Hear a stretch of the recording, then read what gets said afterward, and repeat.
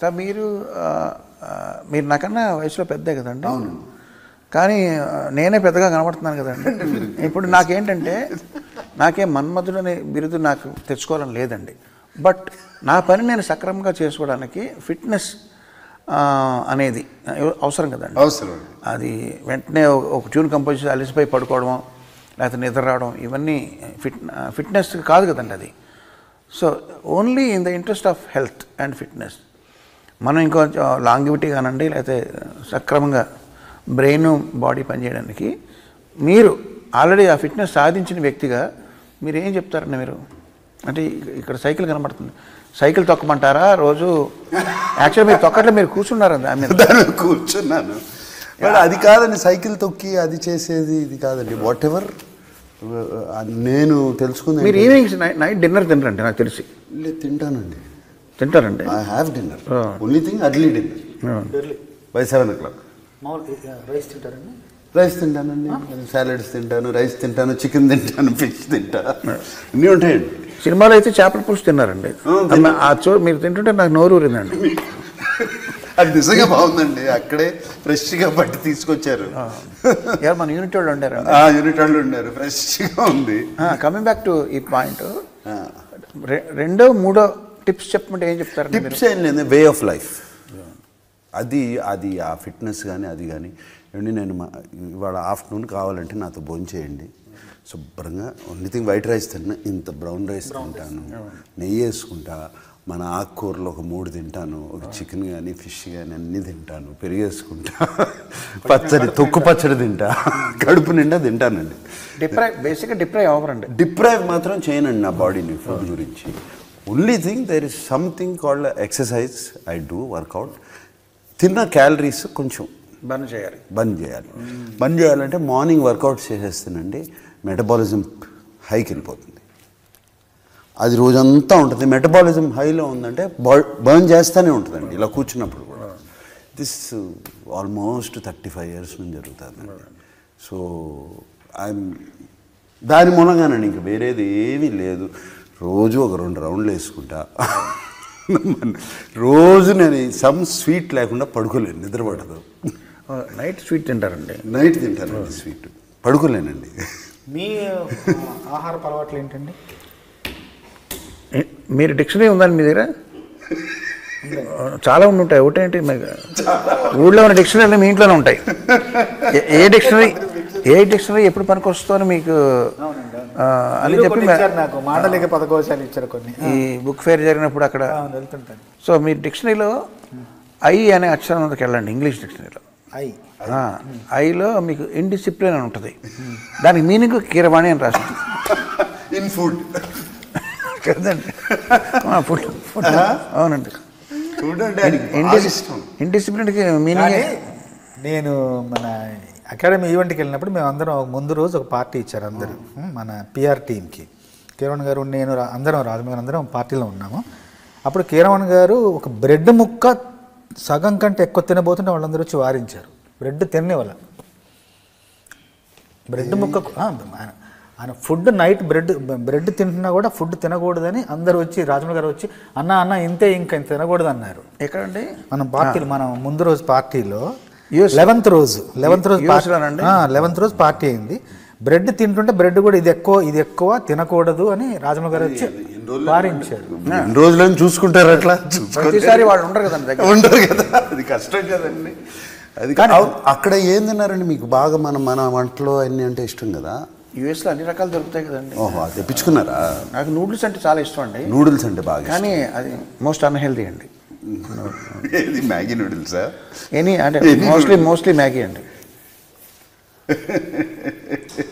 ఏంటి దాంట్లో powder packet, flavour. Re recording ఎన్ని రోజులు పట్టిందండి మన నా సమరంగకి?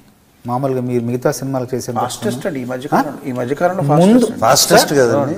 ఇప్పుడు మనం ఒకసారి కంపోజింగ్లో ఒక మాట మీరు విజయ్ గారు 15 days అయిపోయింది. బట్ మీ మైండ్లో అసలు తిరుగుతూ ఉన్నట్టు ఉన్నాయండి. 16వ తారీఖున ఇప్పుడు స్టార్ట్ చేశాను. December 16 రోజులు చేశారు మొత్తం. December 16 థీమ్స్ అనుకున్నాను. 18 days అండి. అన్ని రిపేర్లు అన్నీ కలిపి. ముందు థీమ్స్ ఏమైనా చేశారా? ఏం లేదండి. తర్వాత మనం ఆ ఫైట్కి ఇచ్చారు. ఫైట్ వర్డ్ వాడలేదు కదండి, అది వాడలేదు. వాడలేదండి. మళ్ళీ అన్నీ కొత్తగానే చేశాను. మళ్ళీ కొత్తగా చేశారు.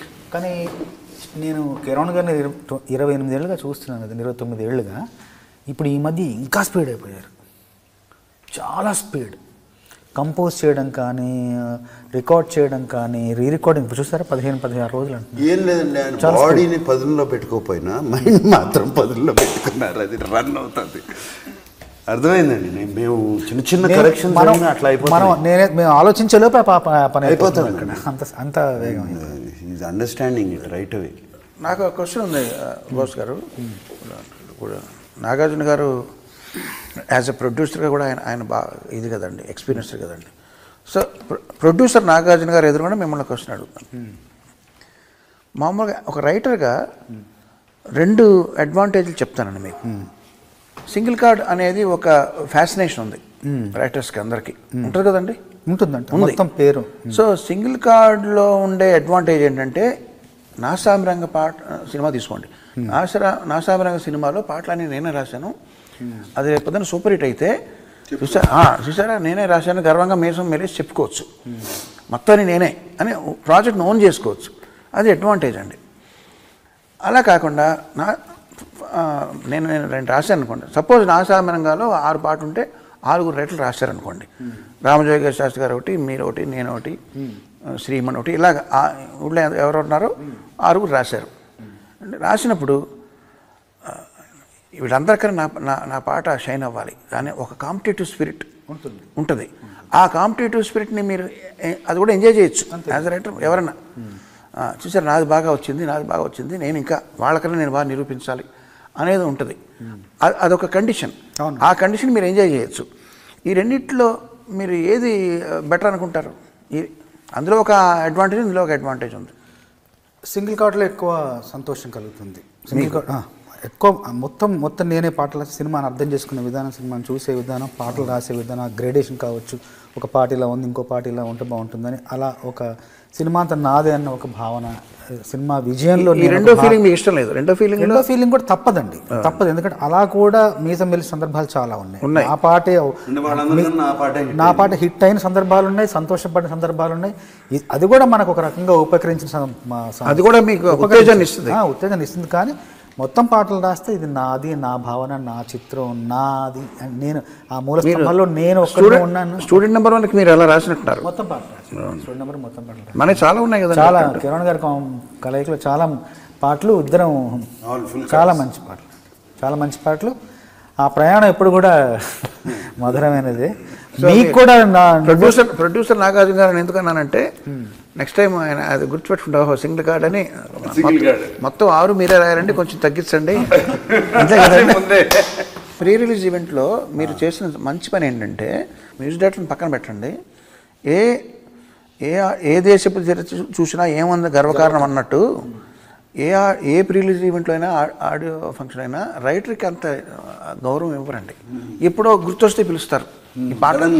కానీ సినిమా హిట్కి పాటలు చాలా, సినిమాకి బజ్ రావడానికి పాటలు ఎంత ఇంపార్టెంట్, అందులో ఆ పాటలో లిరిసిస్ట్ ఎంత ఇంపార్టెన్స్ ఉందో అది ఇట్స్ నాట్ డ్యూలీ రెస్పెక్టెడ్ అండి. బట్ నేను దానికి భిన్నంగా మీరు చంద్రబోస్ గారిని గౌరవించిన విధానం చాలా బాగుంది. మీరు పైకి వెళ్ళి, మీరు ఇంత పెద్ద హీరో, ఇంత పెద్ద సీనియర్ హీరో, మీరు పైకి వెళ్ళి కిరణ్ గారిని కీరవాణి గారు అంటే ఆయన ప్రధాన సినిమాకి, ప్రతి సినిమాకి నేను ఒక రచయితనైనా మీరు పైకి స్వాగతించిన విధానం, ఆహ్వానించిన విధానం, అదే ఒక పెద్ద గౌరవం అనిపించింది నాకు. అది ముందు చెప్పాను కూడా అక్కడే. అట్లాగే కిరణ్ గారు ఒక ఏవీలో ఇద్దరిది సమాన స్థాయిలో పెట్టి ఆయన పక్కన కూర్చోబెట్టుకొని ఆ సమాన గౌరవాన్ని ఆ స్థాయిలో నన్ను కూడా చూడటం అన్నది, అది నిజంగా నాకు అది ఒక చాలా ఇంపార్టెంట్ అండి. దీనికి నేను ఇది కూడా చేయవచ్చు. ఇప్పుడు మనకి తెలుగు ఇండస్ట్రీలో రైటర్స్ లేరు అని బాగా ఉంది కదండి. అంటే I'm not talking about song writers, script writers కూడా తక్కువ అని. దిస్ ఈస్ ద రీజన్ అండి. వాళ్ళని గౌరవించరు. స్క్రిప్ట్ రైటర్ ఎవరో తెలీదు, డైరెక్టర్ అన్నీ కొట్టేస్తాడు కంప్లీట్గా, మాటలు రావు. బట్ సేమ్ థింగ్ చూడండి మీరు హిందీలో కానీ, హాలీవుడ్ ఫిల్మ్స్లో కానీ, హాలీవుడ్ వెబ్ సిరీస్లో కానీ, స్క్రిప్ట్ రైటర్కి ఎంత స్క్రిప్ట్ డన్ బై దెన్ డైరెక్టర్కి ఇస్తారండి. ఇప్పుడు వెరీ ఇంపార్టెంట్ అండి స్క్రిప్ట్ అనేది.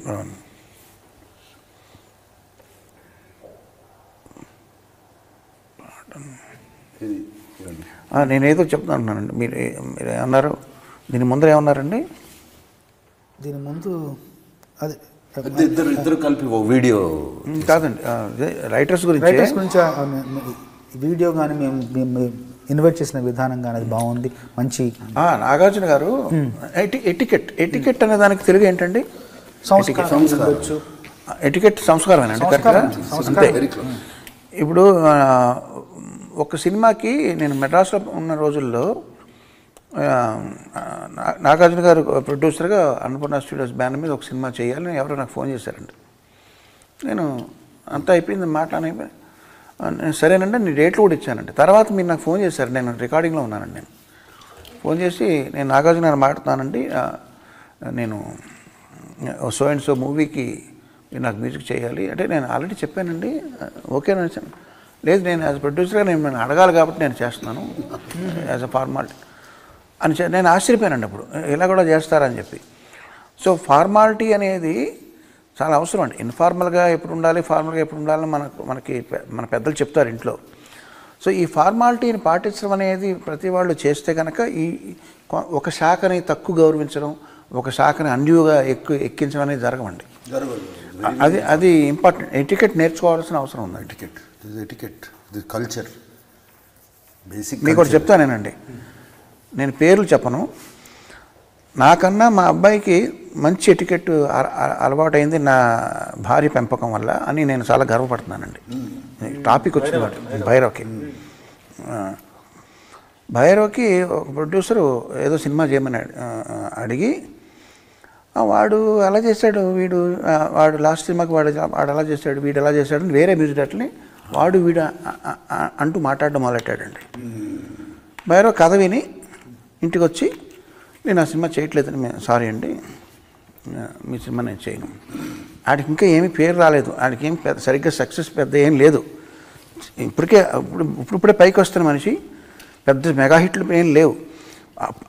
ఆ తరుణంలో కూడా అంత బోల్డ్గా డబ్బులు తక్కువ ఇస్తున్నారనో లేకపోతే ఇంకోళ్ళు వేస్తున్నారో తనని అగౌరవపరిచాను కాకుండా వేరే మ్యూజిక్ డైరెక్టర్ని సేమ్ డైరెక్టర్ వాళ్ళని వీడని మాట్లాడినందుకు వాడు కోపం వచ్చి ఆ సినిమా చేయట్లేదని చెప్పాడు నాతో.